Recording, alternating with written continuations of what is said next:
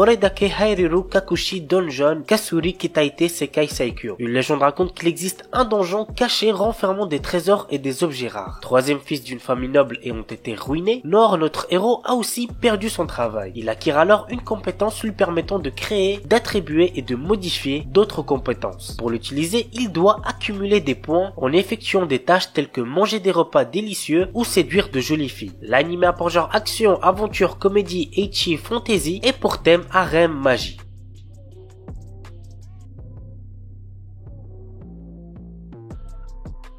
Shinkanomi. Seishi Hiragi est un lycéen qui, dans son école, est tout en bas de la hiérarchie sociale. Lui et tous ses camarades sont un jour transportés dans un autre monde. Comme dans son ancienne vie, notre héros se retrouve isolé et n'a comme seul compagnon qu'un gorille qu'il vient de rencontrer. Tous deux trouvent un jour un fruit de l'évolution qui va changer leur vie. L'anime a pour genre aventure, comédie, drame, fantasy, romance, shonen et pour thème autre monde, harem.